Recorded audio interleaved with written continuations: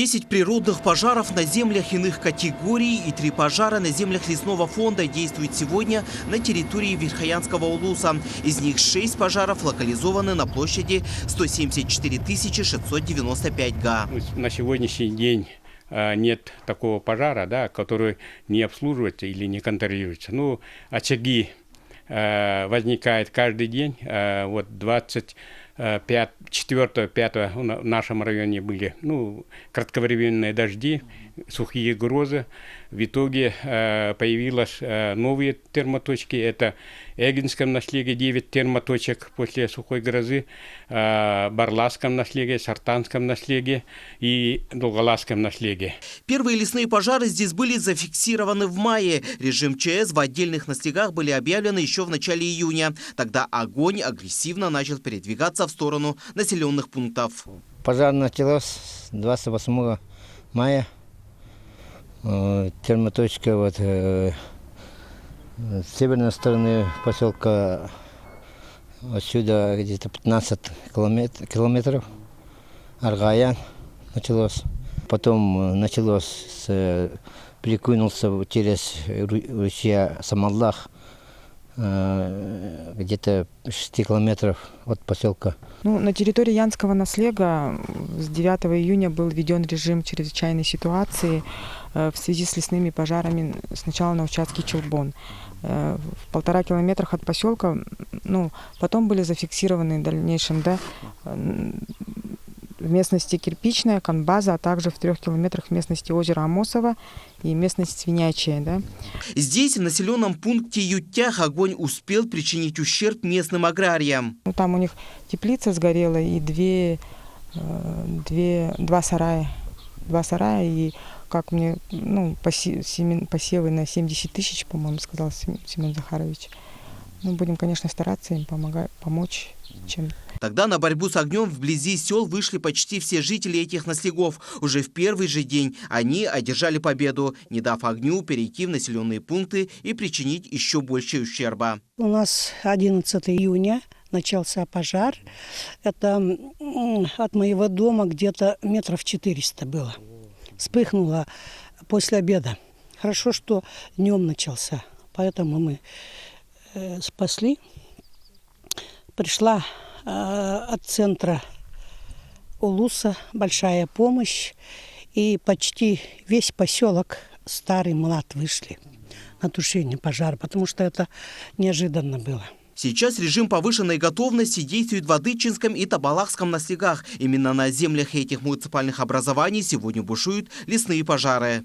Сейчас мы находимся в 16 километрах от села Битюнкюзы, где бушует лесной пожар. Огненная стихия повалила уже несколько сотен тысяч деревьев и уже вплотную приближается к дороге, которая соединяет село с районным центром. И таких очагов возгорания лесного массива вокруг села Битюнкюз несколько. Площадь возгорания очень большой, самый большой населенный пункт, который пострадал от ландшафтных и лесных пожаров, это Адыщинский наслег.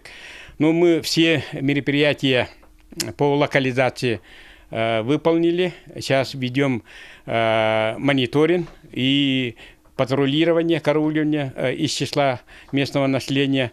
Помимо этого, сегодня силами якутского лесничества и полярных авиалиний совершается облет территории. Как сообщил глава района, на тушение лесного пожара применяются ранцевые огнетушители. Я 2 дня ездил, ночью дежурил там.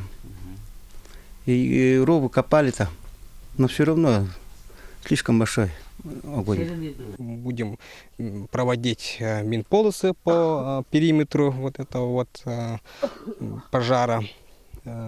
Также будем ликвидировать эти мелкие очаги возгорания.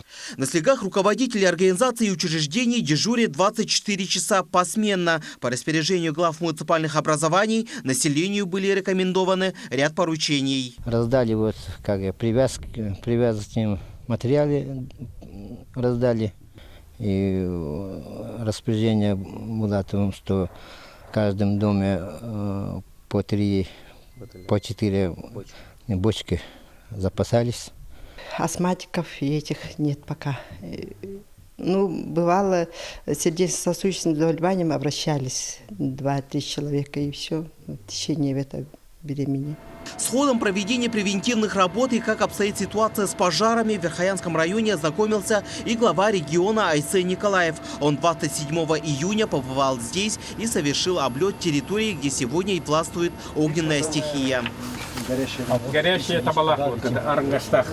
Первая точка Арангастах была, потом распространилась в сторону Табалахского наследия, там Эбе, Агар.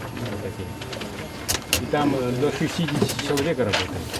В рамках своего визита в район он посетил Табалахский наслег, участок Эбя, где сегодня местные жители борются с лесными пожарами.